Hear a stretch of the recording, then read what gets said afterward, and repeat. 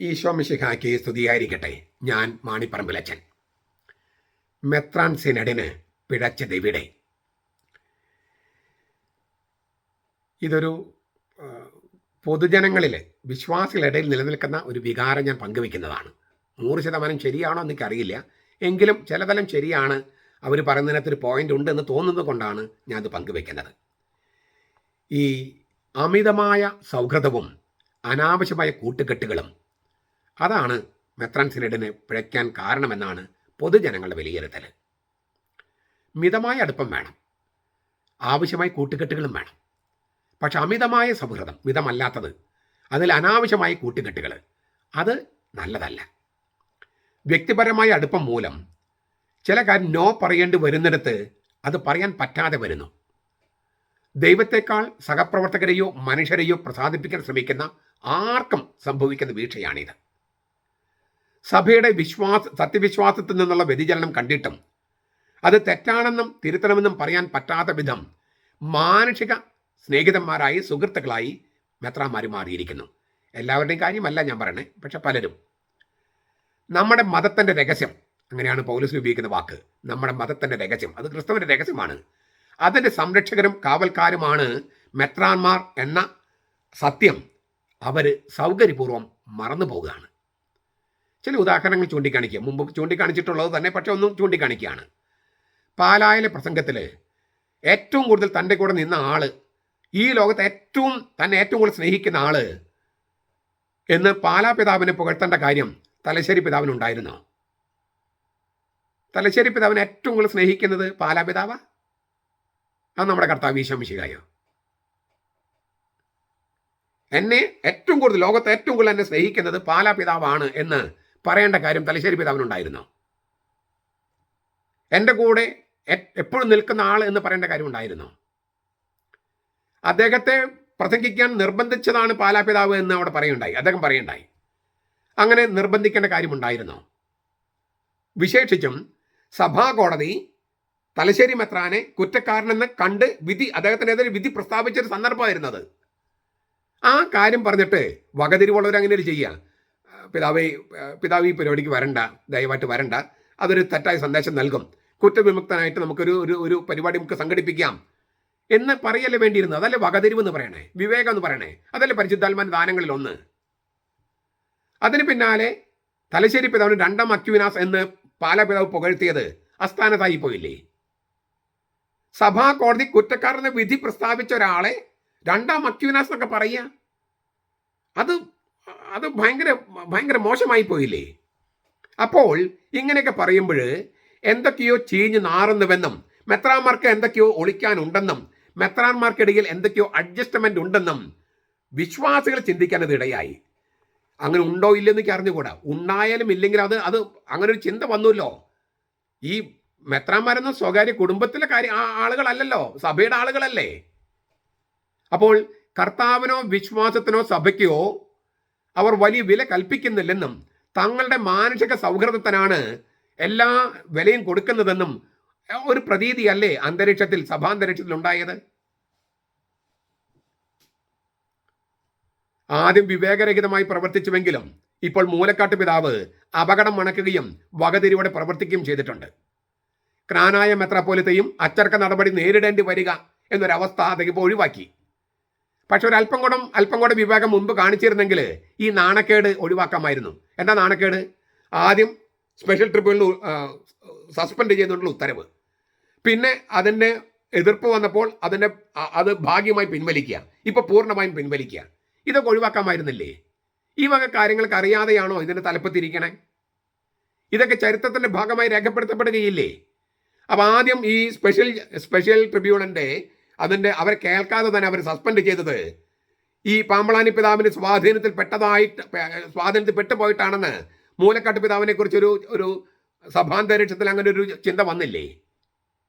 പിന്നെ Canon law അനുസരിച്ച് apostolic സിഗ്നത്തോറ വരെയൊക്കെ പോകും, അത് വത്തിക്കാൻ്റെ നടപടി ക്ഷണിച്ചു വരുത്തുമെന്ന് പറഞ്ഞപ്പോൾ വാക്ക് മാറി.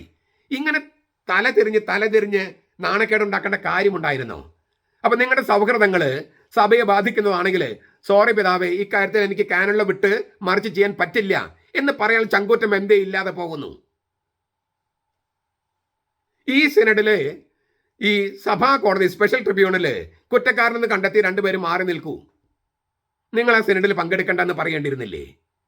നിങ്ങളുടെ അതൊക്കെ ഒന്ന് കഴിഞ്ഞിട്ട് നമുക്ക് പങ്കെടുക്കാം എന്ന് പറയേണ്ടിയിരുന്നില്ലേ? അതല്ലേ ഒരു മര്യാദ. അപ്പോൾ ഒരു സന്ദേശം നമ്മൾ കൊടുക്കുകയാണ്, സഭയുടെ കാര്യത്തിലും കർത്താവിൻ്റെ കാര്യത്തിലും ഒക്കെ കാനോനിയുടെ കാര്യത്തിലൊക്കെ മെത്രാന്മാർക്ക് ധീരമായ ഒരു നിലപാടുണ്ടെന്ന്.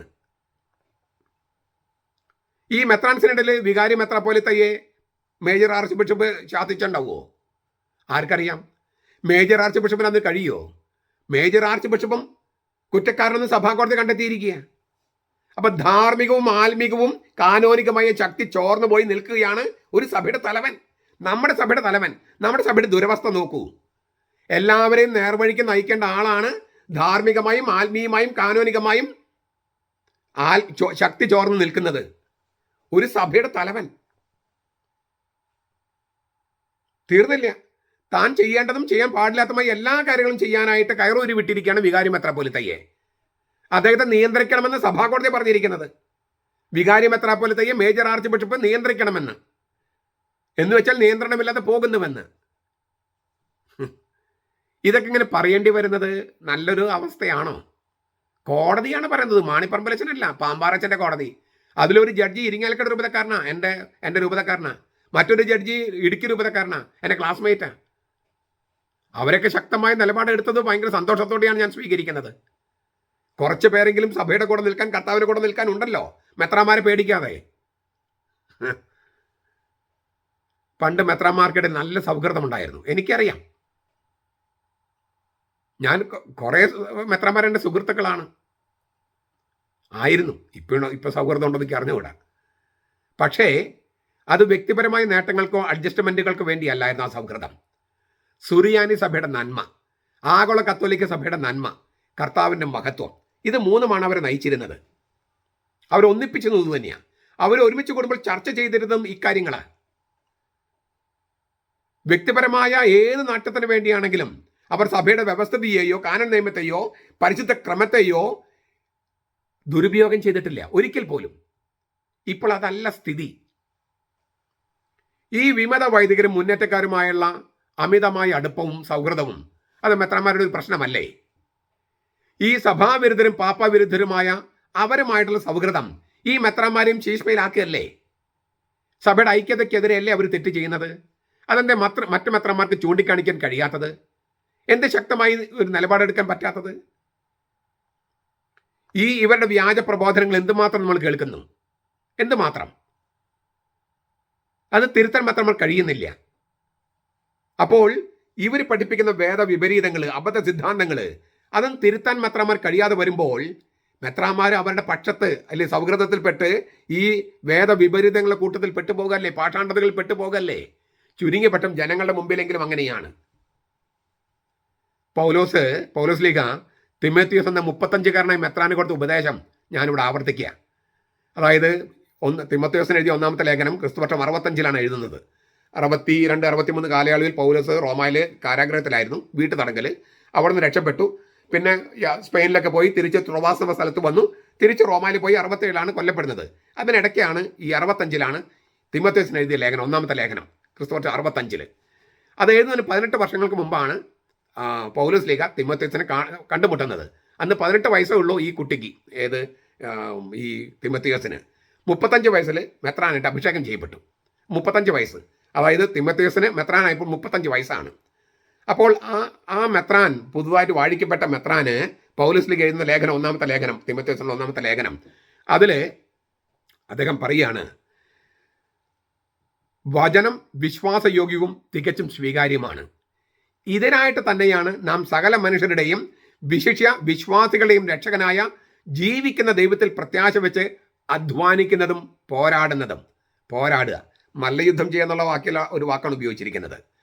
ഇത് നീ ആജ്ഞാപിക്കുകയും പഠിപ്പിക്കുകയും ചെയ്യുക, ആജ്ഞാപിക്കുകയും പഠിപ്പിക്കുകയും ചെയ്യുക. എന്നിട്ട് അദ്ദേഹം പറയാണ്, ആരും നിന്റെ യൗവനം തുച്ഛീകരിക്കാതിരിക്കട്ടെ. നീ യുവാവാണല്ലോ. ഈ സഭയിലെ കുറേ സഭാശ്രേഷ്ഠന്മാർ പറയുന്ന, സഭാശ്രേഷ്ഠന്മാരെന്ന് പറഞ്ഞാൽ മെത്രാന്മാരല്ല, അല്ലാതെ തന്നെ വൈദിക ശ്രേഷ്ഠന്മാരുണ്ട്, വൈദികർ.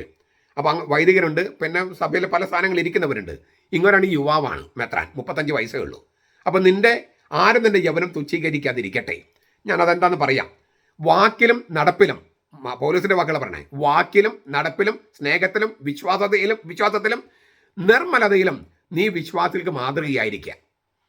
ഞാൻ വരുന്നത് വരെ വായന, അതായത് ലിറ്റർജിയിലുള്ള വായന, പ്രബോധനം, പ്രസംഗം, ഉപദേശം, പ്രസംഗത്തിന് ശേഷം നൽകുന്ന പ്രായോഗിക കാര്യങ്ങൾ എന്നിവയിൽ മനസ്സിലെത്തുക.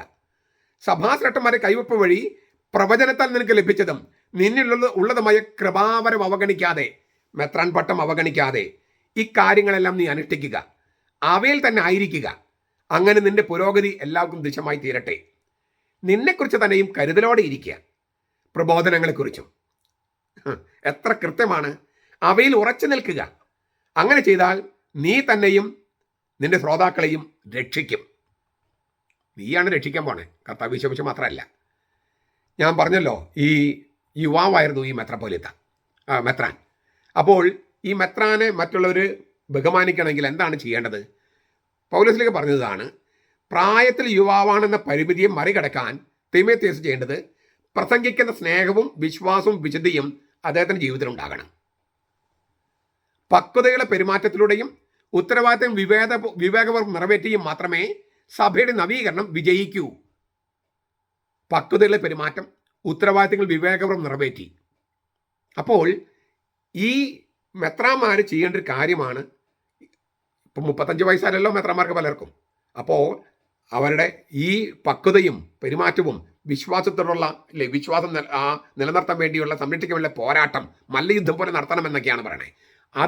അത് ചെയ്യാൻ ഇപ്പോഴത്തെ മെത്രാന്മാർക്ക് കഴിഞ്ഞാൽ, ഞാൻ പറയാണ്, നമുക്ക് നമ്മുടെ സഭയുടെ പ്രതിച്ഛായ, നമ്മുടെ മെത്രാന്മാരുടെ പ്രതിച്ഛായ വീണ്ടെടുക്കാൻ പറ്റും. അത് ചെയ്യണമെങ്കിൽ സത്വരമായ നടപടികൾ ഉടനെ എല്ലാം പൂർണ്ണമായി നശിക്കുന്നതിന് മുമ്പ് ഉടനെ ചെയ്താൽ തീർച്ചയായിട്ടും നമ്മുടെ സഭയെ അതിൻ്റെ മൗലിക തേജസ്സിലേക്ക് കൊണ്ടുവരാൻ കഴിയും. മെത്രാന്മാർക്ക് കഴിയട്ടെ. നമ്മുടെ കർത്താവ് ഈശോ മിശിഹായുടെ കൃപയും പിതാവായ ദൈവത്തിൻ്റെ സ്നേഹവും പരിശുദ്ധാത്മാവിന്റെ സഹവാസവും നാം എല്ലാവരോടും കൂടി ഉണ്ടായിരിക്കട്ടെ, ഇപ്പോഴും എപ്പോഴും എന്നേക്കും. ആമേൻ.